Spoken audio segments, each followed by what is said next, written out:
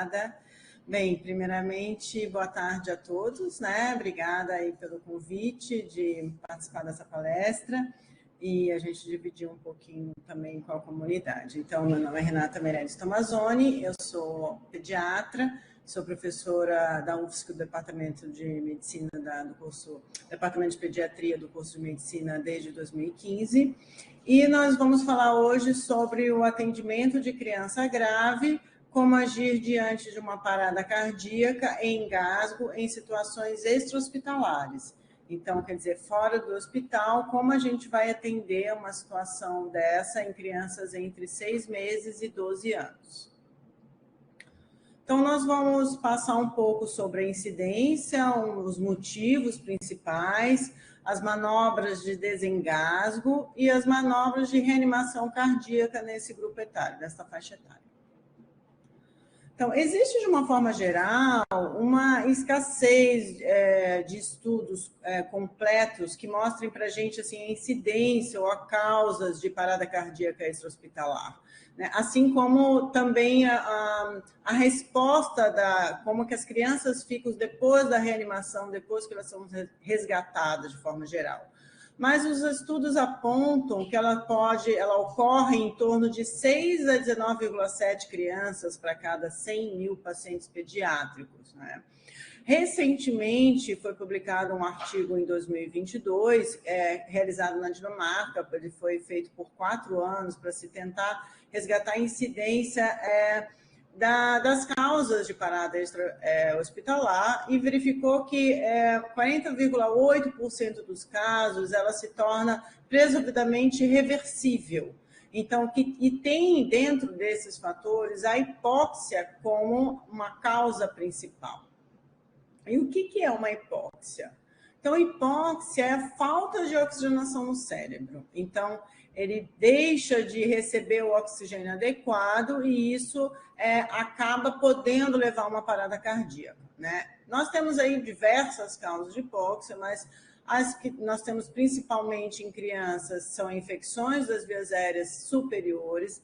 Então, nesse tipo de condição, são condições que já estão sendo monitoradas a nível hospitalar. Por exemplo, agora, recentemente, a gente está tendo bastante casos de bronquiolites, né? Então, essas crianças, para chegar a uma hipóxia, elas já estão a nível hospitalar sendo atendidas, recebendo oxigênio, né, sendo monitoradas. Então, não vai ser muito o nosso assunto de hoje, vai ser mais em situações extra-hospitalares. Então, outras condições que levam à hipóxia seria o afogamento, né? Então, caso de afogamento geralmente mais em residências, rios, né, mares, e obstrução de via aérea por corpo estranho, que normalmente pode ser desde alimento a objetos pequenos, os bebês quando estão engatinhando, pegam peças pequenininhas no chão, colocam na boca, na fase oral, de muita descoberta desse tipo de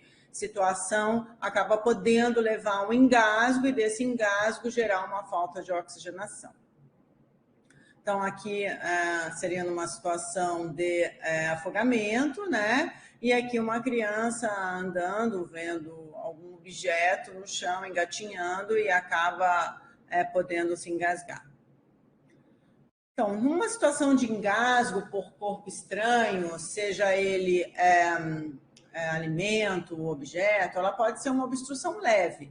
Então, nessa condição, como que a gente consegue identificar uma obstrução leve, né? Que a criança vai ser capaz de emitir algum tipo de som. Então, quando alguém uma criança fala, estou engasgada, né, ou tosse, né, ou tosse de forma forçada, que o corpo tente estimular para que ela consiga provocar uma autodefesa, provavelmente ela não está num engasgo intenso, ela está numa obstrução leve. Nesse tipo de condição, é importante que a gente estimule ela, acolhe ela, chame ajuda. Então, oi, fulano, por favor, me ajuda, ela está engasgada, né? Porque a tendência é o próprio corpo conseguir dar conta dessa situação de engasgo.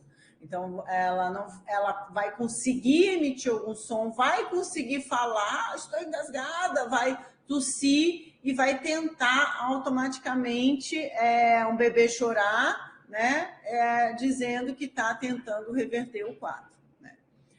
a gente vai tentar procurar esse alimento, esse corpo estranho, né, abrindo a boca da criança, mas o que a gente tem que evitar é fazer a varredura digital às cegas, como está escrito aqui. O que significa isso? Tentar achar o objeto com o dedo, né, para tentar ver se encontra e agarra o objeto, sem você estar visualizando ele. Porque nesse tipo de condição, é uma condição que sim, você pode acabar obstruindo mais, levando a um engasgo mais severo. Então, não faça a varredura às cegas, você vai tentar ajudá-la, estimulá-la, mas não abrir a boca sem abrir a boca, tentando fazer isso, mas sem fazer uma tentativa digital, sem estar enxergando o objeto. Numa obstrução intensa, aí sim, a pessoa, a criança, não vai ser capaz de emitir nenhum tipo de som, né? Ela não vai conseguir nem tossir, nem falar, nem vai dizer que está engasgada.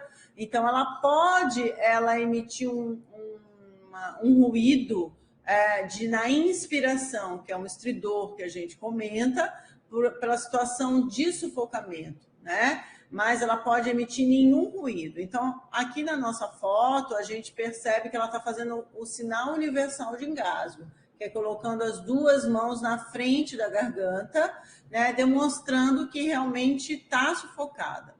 Então, nesse tipo de situação, a primeira coisa que a gente tem que fazer é chamar ajuda. Então, você vai chamar quem está do lado, por favor, ligue para o SAMU, chamar ajuda para tentar também, para fazer as manobras de desengasgo, que é o que a gente vai tentar passar aqui.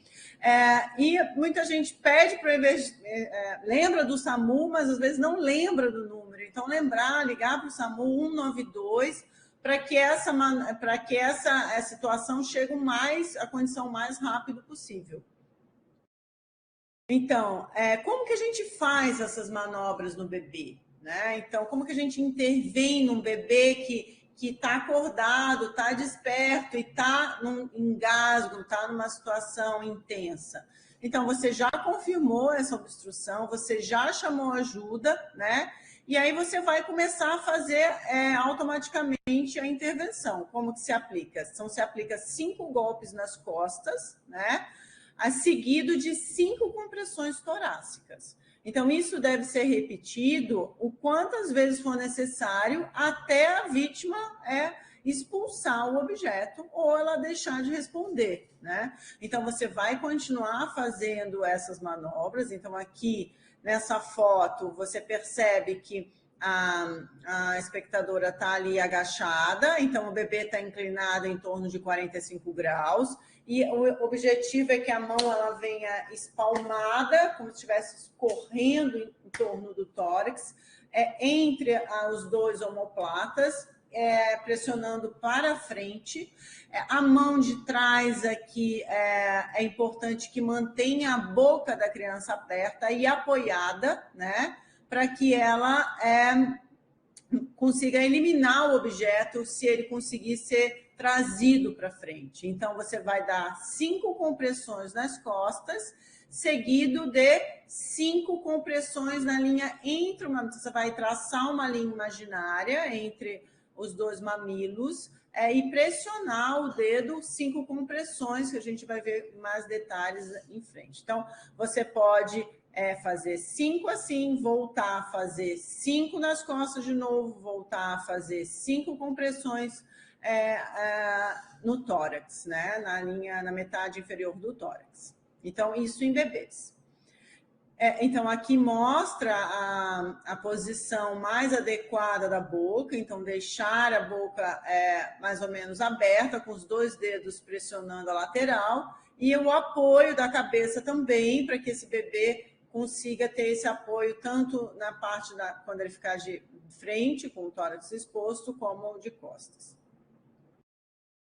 Bem, já em crianças acima de 1 ano, que estão conscientes, então você já identificou o engasgo, e aí já chamou ajuda, já pediu para ligar para o SAMU e já está. E como você vai começar a fazer as manobras? Então, O ideal é que você se posicione atrás da criança, né? Você pode realizar ela em pé, um pouquinho atrás da criança, inclinando ela para frente, ou ajoelhada, agachada, atrás, fazendo compressões abdominais, que a gente chama de manobra de Heimlich. Então, você deve fechar o punho, deixa eu achar aqui, então, punho fechado, com a outra mão por cima do punho. Mais ou menos a posição é uns 2, 3 centímetros acima do umbigo, na região que a gente chama epigastro, um pouquinho abaixo da costela.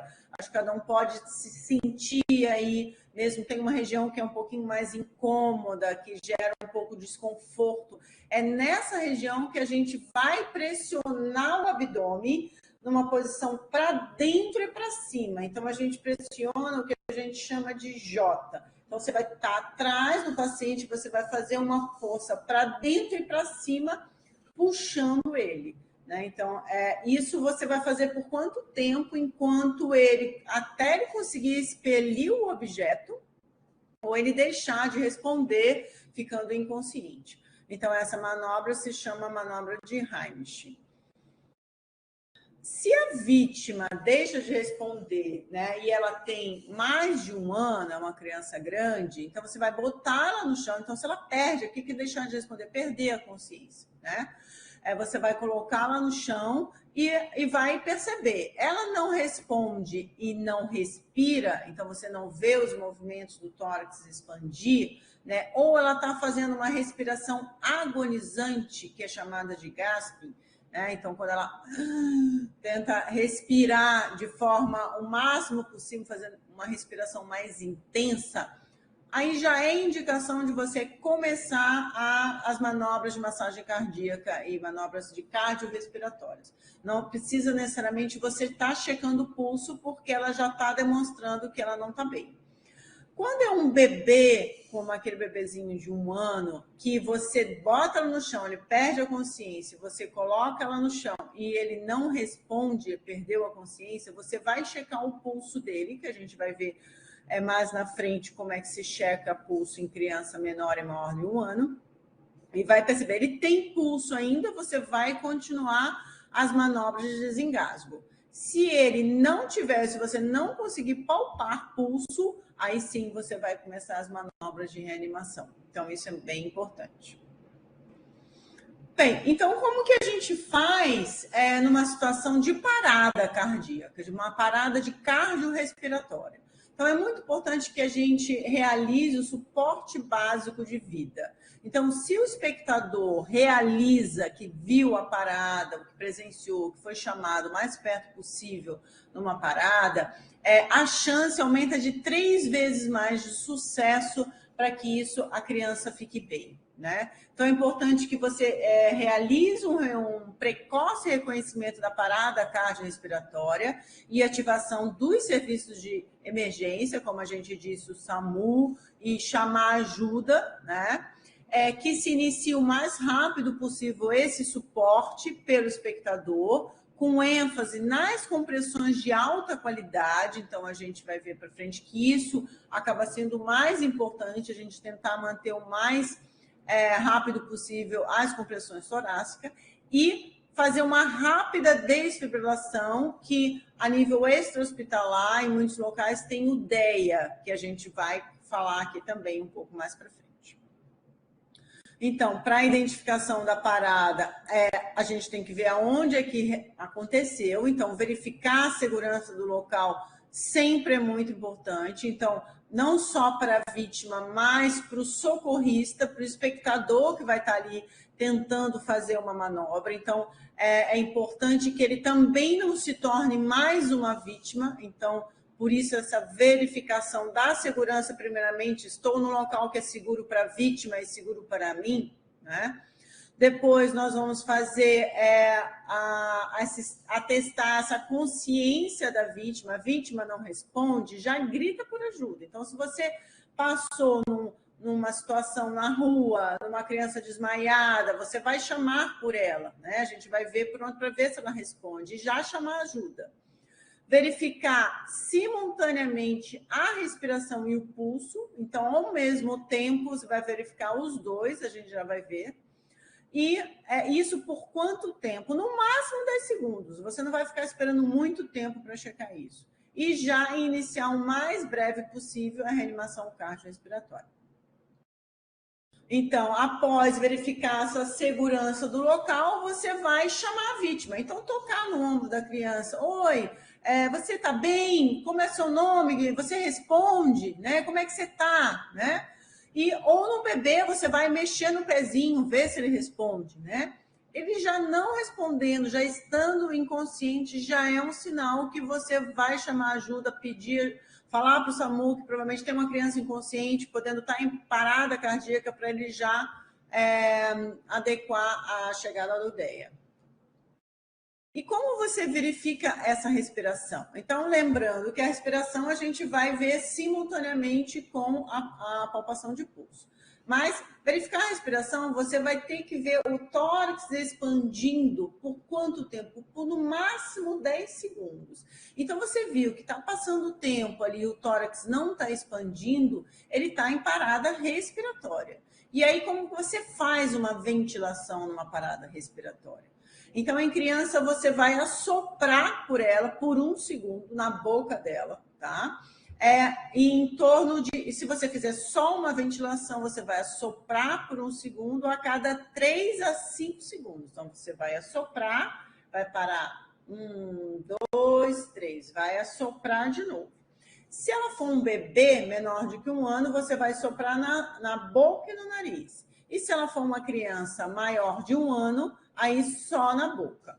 Então, a hipóxia, a gente já viu que é uma condição que é muito importante na parada cardíaca em criança. Então, é claro que ela é importante, mas depois do advento do Covid, é muito importante que se a pessoa não se sinta capaz ou não se sinta segura de realizar essa manobra, que ela não se torna obrigatória. Então, é importante se realizar, mas não é exatamente obrigatório. Se for decidido realizar e se você se sentir confiante em realizar, e também se você não se sentir confiante, é preferível que você foque nas massagens cardíacas de alta qualidade, você vai realizar ela por 2 minutos. Quando a gente realiza ela por 2 minutos, você já checou o pulso e essa criança tem pulso. Se essa criança não tem pulso, aí você vai fazer 2 ventilações para as massagens que a gente vai ver na frente. Se ela tem pulso e só necessário, teve uma parada respiratória, você só vai aplicar a ventilação por 2 minutos até chegar a checar o pulso novamente. E o pulso? Como a gente faz a palpação de pulso? Então, se essa criança estiver abaixo de 1 ano, é importante que seja a palpação de pulso central. E o pulso central em criança é o pulso braquial, que esse é no bracinho aqui, próximo à axila, tá? Não é o pulso radial, tá? Então, não se palpa pulso radial, que tem que ser um pulso central para a gente verificar com mais exatidão a presença disso. Então, você vai verificar por quanto tempo? Você vai verificar por no máximo 10 segundos também, tá? Se essa criança for acima de 1 ano, também tem que ser pulso central. E pulso central em criança é o pulso carotídeo, que as pessoas também podem treinar se palpando esse pulso, ele é bem fácil de encontrar aqui no pescoço. Ou pulso femoral, que é um pulso que está presente ali na virilha, no início da coxa. Então, esse pulso, o ideal para a gente constatar uma parada cardíaca em criança, a frequência respiratória, ela não pode estar, teria que estar abaixo de 60 batimentos por minuto. Então, qualquer criança que está abaixo de 60 já é indicativo de parada cardíaca. Então, provavelmente essas crianças que estão em parada, o pulso vai ser muito devagar ou muito lento. Então, se for muito devagar, muito lento, ele já está em parada. Então, você vai esperar no máximo 10 segundos aí para ver se de repente você está conseguindo palpar alguma coisa ou se está sendo num ritmo suficiente para que você pondere que esteja mais do que 60 por minuto. Qual é a posição das mãos quando a gente vai realizar uma massagem? Então, se você num bebê abaixo de 1 ano, você tem que traçar uma linha imaginária entre os mamilos e colocar esses 2 dedos na metade inferior do tórax. Então, para a gente realizar isso, é importante que a gente tire a roupa da criança para você conseguir determinar exatamente essa posição.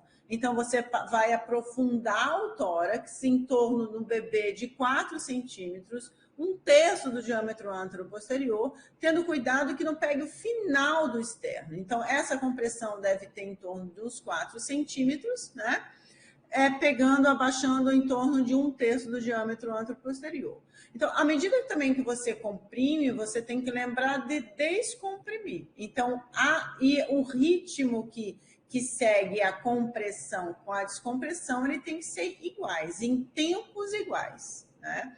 Isso equivale também para crianças acima de 1 ano. Nas crianças acima de 1 ano, você também vai traçar uma linha imaginária entre os mamilos, né? Nesse 1/3 inferior do tórax, você vai colocar a base da palma da tua mão sobre o externo dessa criança, colocando a outra mão por cima, deixando os cotovelos levemente estendidos, e fazendo compressão com o tórax, porque a massagem ela é cansativo, então a gente tem que tentar a melhor eficácia dessa massagem para que ela se torne realmente eficiente. Então a gente tem que tentar para que seja a mais eficaz possível. Então não fazer força no braço, ajudar com o apoio do tórax para que ela também, criança, abaixe em torno de 5 a 6 centímetros, tá? Então, a profundidade adequada seria 4 centímetros em bebês, né? E de 5 a 6 centímetros em criança maior de 1 ano. E qual é o ritmo dessa massagem? Então, a gente comenta que a frequência deve girar numa criança entre 100 a 120 por minuto, isso na teoria, né? Mas como a gente faz isso na prática? Então, na prática, eles devem estar bem ritmados de compressão e descompressão, né?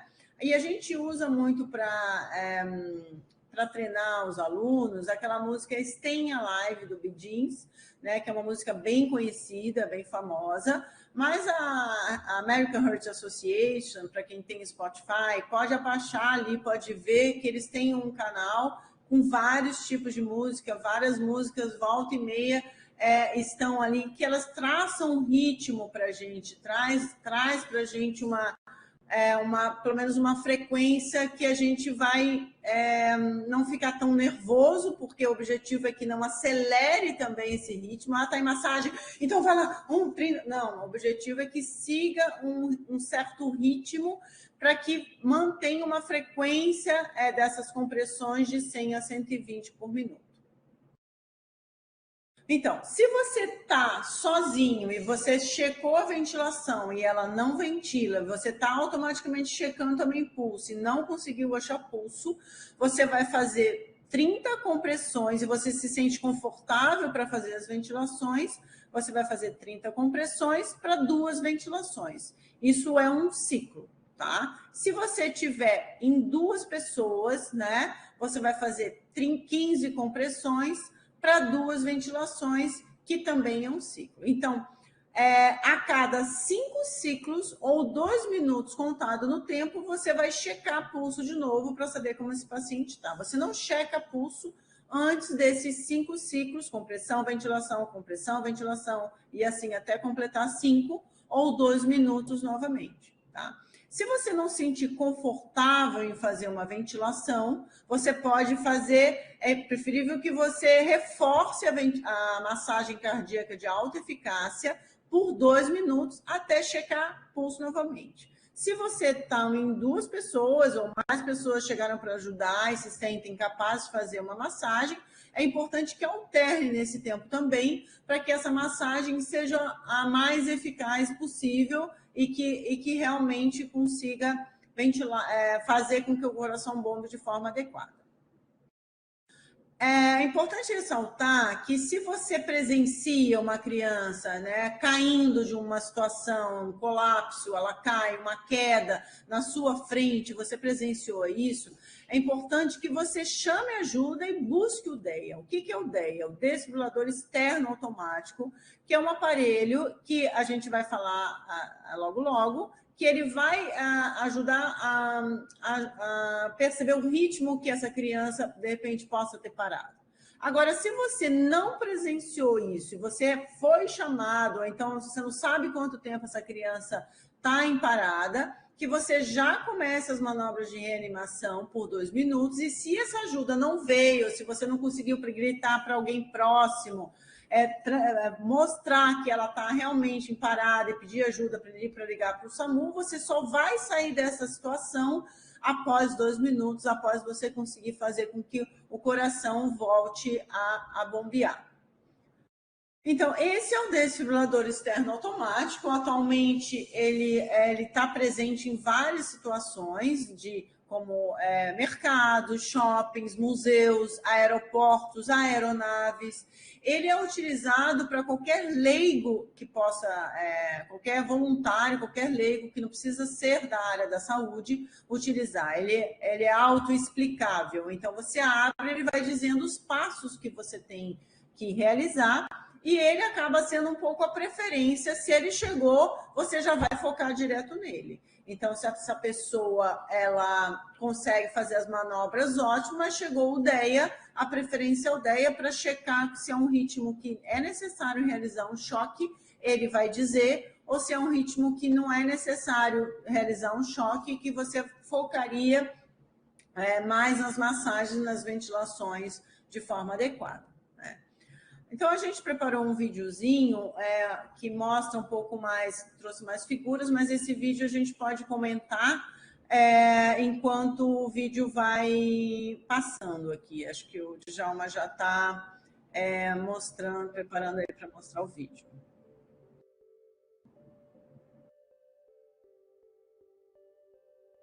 Tosse, querida, tosse. Essa situação é uma obstrução leve, que ela está estimulando a criança. Ai, meu Deus, ela está afogada. Tosse. Nessa situação, você não pode ficar desesperada, você não vai levantar. Ela está engasgada, alguém me ajuda, por favor. Seu engasgo intenso. Qual é o número? 192. 192, já pedi para ligar para o SAMU, e você já vai começar as manobras para desengasgo. Então, fazer as 5 compressões. Então, nesse caso, ela fez sentada, que é uma posição boa, fazendo a mão espalmada para frente, segurando a boquinha da criança e realizando como se fosse uma massagem ali na linha entre marmilar, e apertando também. Quantas vezes for necessário, você vai fazer essa massagem. Então, numa criança grande, provavelmente ela vai fazer o sinal universal do engasgo, que está engasgada. Você vai tentar visualizar, se acha.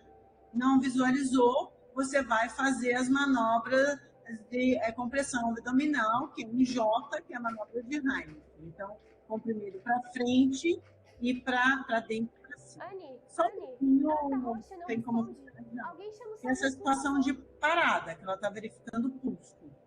Pulso fraco. Pode ser realizado assim também, se você não fizer ventilação, tá? Se você fizer ventilação, Júnior, com os 2 dedos. Criança inconsciente, liga para o SAMU. Olha, tá palpando o pulso carotídeo. Tá? Sem pulso. E aí ele tirou a roupa para traçar essa linha intermarmilar e fazer a massagem, né, de alta eficácia. Então, aqui a gente treina com os alunos como é que está essa compressão, essa descompressão, e esse ritmo deles, se está seguindo um ritmo adequado, né? Bem, então a gente trouxe essas situações extra-hospitalares, assim, pelo menos para uma intervenção imediata. Espero poder ter contribuído aí para tirar alguma dúvida de vocês. E da minha parte, estou aberta aí a algumas dúvidas para quem queira, de repente, participar. O que eu só queria comentar, que apesar de não ser um quadro tão frequente, assim, né, um engasgo, uma parada em criança, porque a maioria das paradas em crianças, elas não são por uma condição cardíaca prévia, né, ou primária, igual a gente pensa num adulto, né, um infarto agudo, alguma situação assim. Então, em crianças, geralmente é uma condição, né, como eu comentei ali, por hipóxia. Mas, apesar de ser raro, às vezes a chance até da gente reverter, né, e tornar que ela não tenha complicação é bem importante. Então, a gente, pelo menos, saber o que fazer, né, de imediato, acho que isso é uma condição que causa bastante diferença, né? Não só para a vítima, mas também para o socorrista, para o espectador, né? Então, porque acaba muito ruim você presenciar uma situação e não saber nada, né? Nem como agiria numa situação. Então, não é só para profissionais da área da saúde, é para qualquer tipo, nós todos, né, seres humanos deveríamos saber, numa situação de risco, como é que agir, né? E acaba no adulto não sendo assim tão diferente, né? Ou tão algumas coisas são pontuais, mas assim acaba sendo bem parecidos, né? E acabam remetendo o outro. Então, se a gente acaba aprendendo em criança, a gente não tem tantas coisas diferentes em adulto. É mais isso que eu queria comentar. As manobras em si são manobras de uma forma geral simples, né? Então, que com certeza qualquer leigo conseguiria executar, né? Claro que exige aí um mínimo treinamento, né? Pelo menos tentar fazer com um boneco em casa, para que na hora a coisa é fluida, porque não existe um fato que uma situação dessa que alguém não fique nervoso. Então, eu sou professora, então a gente ensina, participa com os alunos, então a gente faz prova com eles sobre parada, então na prova muitos comentam, professora, mas eu estava muito nervosa, assim, mas numa parada você não estaria nervoso, né? Então, talvez até mais nervoso numa situação real. Então, o nervosismo faz parte do ser humano. Então, quanto mais a gente tem conhecimento, mais prática disso, mais a gente vai conseguir ter atitudes para que o nervoso não atrapalhe tanto numa situação quando ela chegar ou se vier a acontecer numa situação de fato que você tenha que intervir. Então, mesmo que, pensando nos profissionais da área da saúde ou linkados aí, é importante que tente, né, fazer com algum boneco ou que procure ali alguma condição para que esteja mais ou menos correto, para que se deparar com uma situação, não fique tão intimidado e se sinta capaz de dar conta do que é para ser realizado, né, de uma forma mais eficaz possível, né? Perfeita colocação. Essa questão do nervosismo não pode atrapalhar a execução, né? Porque se a gente extrapolar o exemplo aí para, enfim, outra área completamente diferente, né, dessa de uma questão de vida ou morte até, mas todo mundo fica nervoso em várias situações, né? E aí o que vai diferenciar é essa capacidade de ter a certeza de que a autoconfiança ali, né? De que treinou, que estudou, que sabe o que pode fazer e que vai conseguir fazer, né? Essa confiança ali na hora é importante. Isso que você colocou é bem importante, né? Nessa questão, o nervosismo é completamente justificável, né? E a gente imagina que nunca cheguei nem próximo. Eu já me afoguei quando era criança com farinha, mas não foi algo grave, assim, mas foi um susto para minha família. Mas presenciar uma situação dessa, obviamente, deixa qualquer um tenso, né? Nervoso e você ter treinado, conhecer, enfim, estudar para pelo menos a abordar da forma correta e não atrapalhar também, né? Que nem você coloca ali no vídeo, ele mostrou o que não fazer, que pode, no susto, a gente não pode ter esse comportamento, né? Na hora do nervosismo ali, de ter alguma atitude que pode prejudicar. E aí depois justificar com mas eu estava nervoso, não sabia o que fazer. Acho que também dá essa confiança, né, professora? E treinar, palpar pulso em você mesmo, o que é pulso, porque às vezes para um leigo ele não sabe nem o que pulsa, né? Então não vai sentir, né? Então, pelo menos, eu sei que é isso, né? Então é importante, assim, que tenha uma noção, né? vezes não precisa ter tanta noção para você fazer uma tentativa, né? Mas pelo menos, eu estou achando que não é, vou tentar me dar o melhor, né, do que eu sei. Então, acho que é um assunto relevante de forma geral, não só para profissionais, mas deveria, vamos dizer, toda pessoa que dirige deveria fazer um curso, né, de primeiros socorros, o básico, o suporte básico mesmo, né? Às vezes é só ajeitar a cabecinha numa situação de vítima de acidente, né? Não hiperestender, é claro, mas para que ventile bem, saber para quem ligar, né? Numa situação, as escolas onde a gente trabalha, com os professores também, que também tem bastante crianças envolvidas, né? O que fazer isso? Então, e claro, os nossos alunos ali da medicina, para eles sim, é fundamental, não só o básico como o avançado, né? Certo. Não, só queria agradecer a Telesaúde pela disponibilidade, por abrir esse espaço para a gente, né? Então, a gente é muito grato, de uma forma geral, dessa participação, né? De estar aqui com vocês, tirando a dúvida. De qualquer maneira, também eu posso deixar o meu contato aí, meu e-mail, Djalma, o pessoal que quiser tirar dúvidas depois, já que nem sempre todos estão conseguindo estar disponível, né, no momento que a gente está aqui, como tu disse antes, né? Então, mas obrigada aí pela tua participação, para estar abrindo esse espaço para a gente, e eu sou bem agradecida.